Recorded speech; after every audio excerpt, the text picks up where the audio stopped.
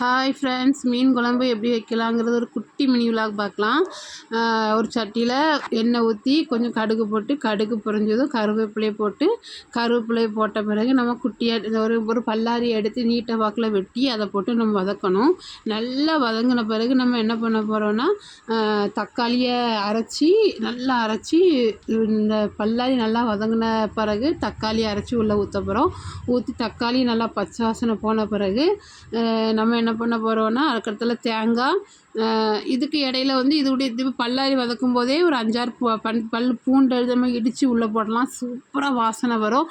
ஆனால் நான் அப்படி போடலை. ஏன்னா என் சின்ன பிள்ளைங்களை பற்றி உங்களுக்கு தெரியும் இல்லையா, எனக்கு 2 குட்டி பசங்க இருக்காங்க. டக்குன்னு தூக்கி தூரம் ஒதுக்கிடுவாங்க. அதனால நம்ம நான் அரைச்சியே போட்டுடலாம். அதனால நான் என்ன பண்ணுவேன்னா, அப்புறமா அரைச்சி போடுறதுக்காக என்ன பண்ணுவேன், தேங்காய் அரைக்கிறோட சேர்த்து அரைச்சிடுவேன்.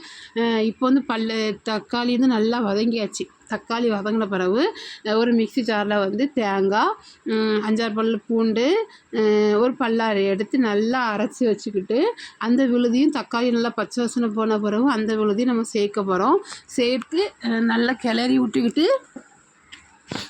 விட்டுக்கிட்டு அந்த பச்சை வாசனை போன பிறகு வரைக்கும் நல்லா கொஞ்சம் கிளறி விட்டுட்டு மூடி வச்சுருங்க.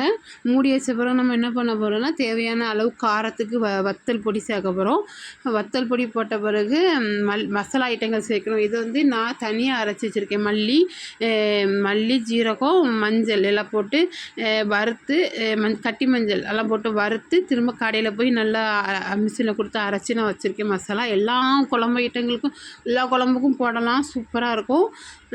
கடையில் வாங்கி நம்ம போட்டால் கொஞ்சம் எக்ஸ்ட்ரா ஆகிட்டுனா நல்லா இருக்காது. ஆனால் இதுக்கு சூப்பராக இருக்குங்க.